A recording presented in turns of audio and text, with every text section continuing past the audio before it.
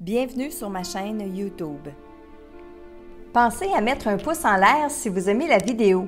Et si vous êtes nouveau sur la chaîne, pensez à vous abonner et surtout, activez les notifications pour être averti dès qu'une nouvelle vidéo est mise sur la chaîne.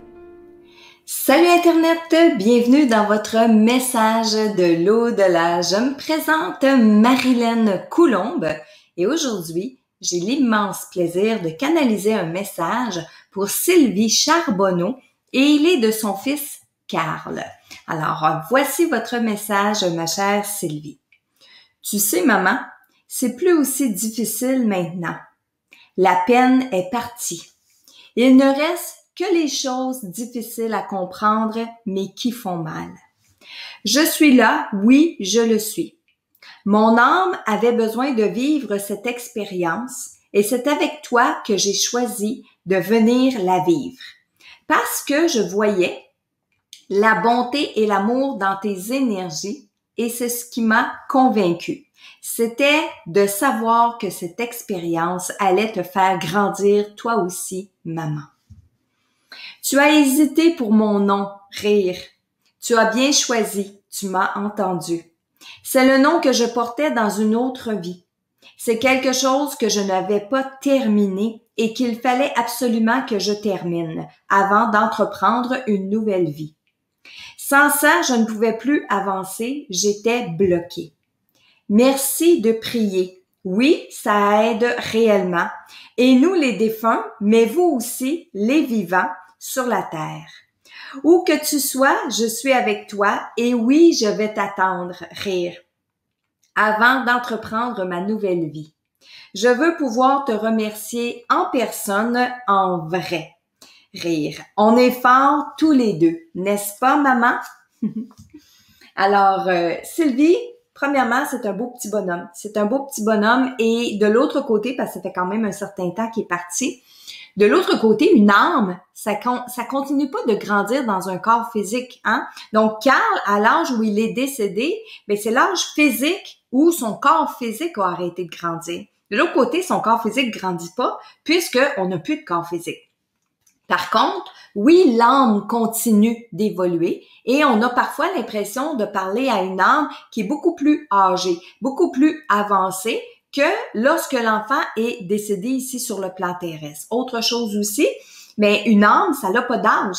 Alors même si je canalise un bébé qui a 6 mois, un bébé qui a 3 ans, un enfant qui a 5 ans, il va pas toujours employer des termes enfantins ou parler de manière enfantine. D'ailleurs, un enfant de 3 mois, 6 mois, ça n'a même pas eu le temps d'apprendre à parler sur Terre. Mais une âme, ça peut communiquer télépathiquement avec nous. Donc, je tiens à dire aussi, Sylvie, que Carl était tout de suite, j'ai su tout de suite que c'était une âme qui était assez avancée, de ce qu'on appelle une vieille âme. Donc, il y avait beaucoup de vie de vécu parce que dès le moment où j'ai commencé à le canaliser, la conversation s'est faite rapidement, la conversation s'est faite bien et il y avait beaucoup de choses à dire. C'était vraiment intéressant et j'aimerais ça être capable de vous transmettre en même temps parce que je canalise, mais lorsqu'on canalise un défunt, on perçoit, on ressent, on voit, on entend. Du moins, c'est ce que moi, je suis capable de faire lors d'une canalisation. Mais quand j'écris le message pour te le transmettre après, Sylvie, eh bien, j'aimerais ça te transmettre tout en même temps. Les émotions senties, la joie, le bonheur. Carl était content de pouvoir te parler, content de passer à travers moi encore pour te donner un message.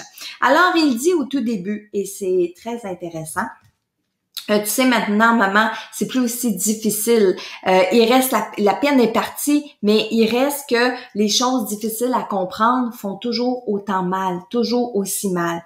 Et il a essayé, par le biais de mon intermédiaire, de te donner certaines informations par rapport à sa venue ici sur Terre. Et il dit qu'il avait besoin de vivre cette expérience. Et de ce que j'ai compris de son message, de ce que j'ai compris de Carl, c'est que dans une ancienne vie, il a vécu plein de choses, mais il y a une partie qui n'a pas eu le temps de vivre. Il y a une partie qui n'a pas réglé et j'avais aussi l'impression que c'était d'une vie à l'autre et pas juste dans la dernière vie. Donc, il a décidé de s'incarner sur Terre cette fois-ci pour venir régler ce qu'il avait à régler Et oui, il l'a réglé. Oui, il l'a réglé dans le peu de temps qu'il a été ici sur Terre, dans le passage qu'il a fait grâce à toi. Et il dit qu'il a pris soin de bien choisir sa maman. Et ce qui l'a conduit vers toi, c'est ta bonté, mais aussi que dans ton chemin de vie, il y avait une situation comme celle-là que tu devais faire l'apprentissage. Alors, c'est la raison, Sylvie, pourquoi Carl t'a choisi toi. Alors, il dit, j'avais besoin de venir vivre cette expérience. Et c'était de savoir que cette expérience allait te faire grandir toi aussi, maman. Donc ça, c'est important. Et il riait parce qu'il dit qu'au moment où tu as choisi son nom, il y a quelque chose qui t'a fait hésiter, mais quelque chose aussi en même temps qui t'a comme poussé à dire oui, on va l'appeler Carl, ou peut-être même ça faisait un bout de temps que tu pensais à appeler ton fils Carl, ou si un jour tu allais avoir Carl, parce que les enfants, quand ils nous choisissent, ils n'arrivent pas dans notre vie. L'âme n'arrive pas dans notre vie au moment de la conception. L'âme peut arriver dans nos énergies, des fois des jours, des semaines, des mois, voire même des années avant qu'on on crée, avant qu'on fasse ce bébé-là. Donc, Carl, il est content parce qu'il semble avoir, lui, la perception que tu as hésité au moment de choisir son nom, mais lui te soufflait. Et oui, il voulait reprendre le nom d'une vie passée pour comme bien intégrer, comme dire, oui, je reviens sur Terre une dernière fois pour vivre qu'est-ce que j'ai à vivre, et à travers tout ça, ben c'est comme si c'était le Carl d'avant qui pouvait le vivre. J'espère que je m'exprime bien parce que en même temps, c'est difficile de tout condenser puis d'essayer d'expliquer, encore une fois, je répète, tout ce que j'ai perçu de cette canalisation-là, qui était vraiment intéressant. Je me répète, je sais, mais c'est comme ça. Il dit aussi dans son... parce que s'il continuait pas, s'il réglait pas ça, il était bloqué pour dans une autre vie. Et des fois, on se demandait, mais qu'est-ce qu'un enfant de cet âge-là, au moment de son décès, il a compris de la vie? Bien, ça, nous, avec notre tête d'humain, on peut avoir de la misère à comprendre. Sauf que l'âme, en tant que telle, si elle était venue ici, ne serait-ce que pour être aimée, ne serait-ce que pour être accepté tel qu'il était, ne serait-ce que pour avoir une maman qui est patiente avec lui le temps de traverser la maladie, le temps de traverser les choses qui étaient difficiles pour lui, ne serait-ce que ça, OK? Alors, il dit, merci de prier. Oui, ça aide réellement. Alors, pour tous ceux et celles qui ont des doutes, que lorsqu'on prie nos défunts, ça donne vraiment quelque chose, bien, il y a tellement de défunts qui viennent nous dire de prier. Il y a tellement de défunts qui viennent nous dire que oui, ça fait toute la différence. Alors, si vous êtes arrêté devant cette vidéo et vous écoutez ce petit bout-là, ne serait-ce que ce petit bout-là, mais c'est pour vous faire réfléchir que oui, les prières sont utiles pour aider nos défunts à emmagasiner de l'énergie pour pouvoir continuer leur évolution de l'autre côté. Alors ici, Carl te dit, ma belle Sylvie, que oui, il faut que tu continues de prier, que ça lui fait encore du bien, même après toutes ces années. Et c'est pas parce que il avance pas, il est pris ou ça va pas bien pour lui. Non. On a toujours besoin de se faire dire qu'on est beau, qu'on est belle, je t'aime. Même si on sent qu'on est beau, qu'on est belle, même si on le sait qu'on est aimé, on a toujours besoin de l'entendre. Mais les défunts, c'est la même chose. Même s'ils sont assez évolués de l'autre côté, le fait qu'on leur offre des prières, le fait qu'on leur parle, qu'on leur donne des prières, mais ça donne encore plus d'énergie. Alors, à la toute fin, il dit que oui, il va t'attendre. Alors, au moment où tu vas décider, que ce soit dans 15 ans, 30 ans, 40 ans, Sylvie, mais oui, il va être encore là parce que le temps n'existe pas et il veut te parler en personne, c'est-à-dire dans ma âme. Il ne veut pas se réincarner sur Terre tant aussi longtemps qu'il ne t'a pas donné ses explications par rapport à son choix de s'incarner ici sur Terre avec la mission qu'il avait de partir aussitôt. Et à la toute fin, il dit que vous êtes forts tous les deux et je le croirais, ma chère Sylvie. Alors, j'espère que ce message-là aujourd'hui va faire du bien à ton cœur de maman. Et aujourd'hui, le message était pour Sylvie Charbonneau de son fils Carl. Et toi aussi, si tu désires recevoir un message d'un de tes défunts, eh bien, je t'invite à remplir le formulaire sur mon site internet messagedelau-delà.com. Je te demande bien sûr d'être très patient puisque c'est un tirage au sort. Ça veut dire que j'ai toute une banque de formulaires que j'ai reçus et à chaque fois que je me prépare et je prépare mes vidéos pour aller faire de la canalisation, ben je m'en vais piger dans ces formulaires-là. Alors, j'en ai beaucoup, et ce n'est pas dit que je vais avoir le temps dans ma vie, parce que je veux pas m'arrêter de faire des messages, mais j'ai peut-être des formulaires pour les 10 prochaines années, mais sache que oui, ça me fait plaisir de recevoir ton formulaire et de pouvoir te donner le message comme ça de ton défunt. Et si tu es plutôt en mode, j'aimerais ça, moi, les comprendre, les messages, savoir où est mon défunt, comment je peux communiquer avec lui, eh bien, je t'invite à t'inscrire à mon webinaire qui est tout à fait gratuit pour découvrir les 3 clés secrètes pour développer tes capacités et être capable de repérer les signes et les messages autour de toi. Alors, comme toujours, dans un deuxième temps, eh bien, je vais ouvrir mes antennes, mon canal, mes antennes, pour donner la place à un autre défunt en direct pendant que j'enregistre cette vidéo-là. Alors, de canaliser un défunt, un ange gardien, un archange, un guide, peu importe. Alors, j'ouvre mes antennes, j'ouvre mon canal. OK. Berthe. Marie-Berthe. Oui, Marie-Berthe. J'ai une personne ici qui s'appelle Marie-Berthe. Marie-Berthe, elle vient de s'asseoir en face de moi. Marie-Berthe est avec son chapeau, son foulard puis son manteau d'hiver. Oui, les défunts vont se représenter, ils vont m'envoyer une image. On n'a plus de chapeau, on n'a plus de foulard de l'autre côté.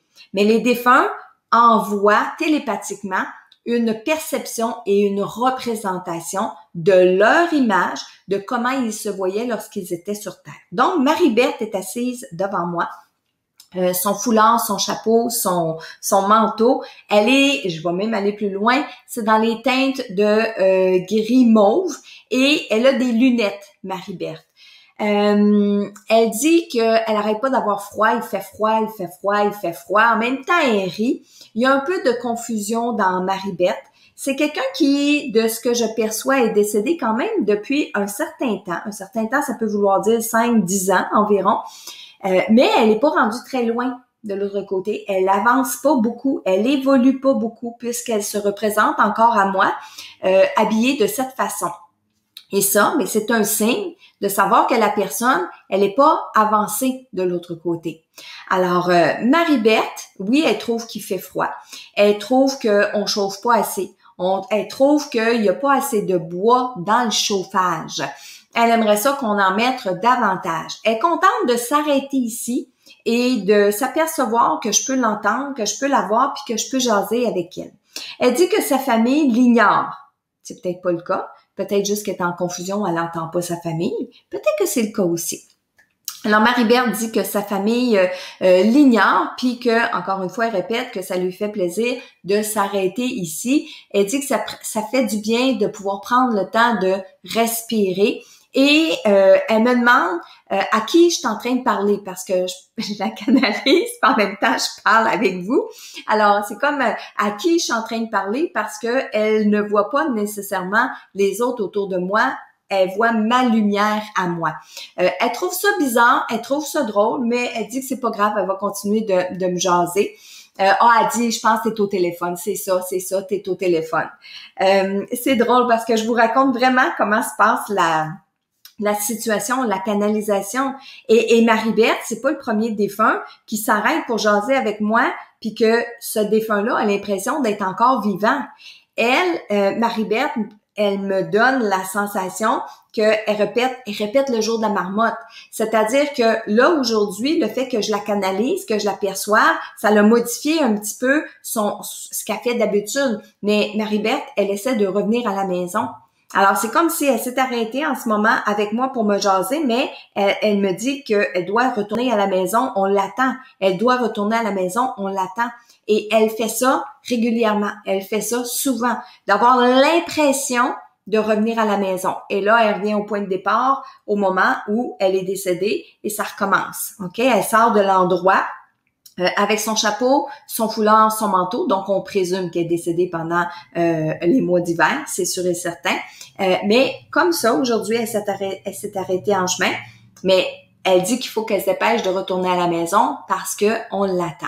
Elle est de bonne humeur, elle est souriante, elle a l'air bien, mais dans tout ce que je suis en train de vous nommer là, il reste la confusion au niveau de la conscience. Marie-Berthe ne réalise pas qu'elle est décédée. Marie-Berthe ne réalise pas que si sa famille ne lui parle pas, l'ignore, comme elle dit, que c'est plutôt elle qui est pas capable de s'apercevoir que sa famille prie pour elle puis que sa famille est là pour elle.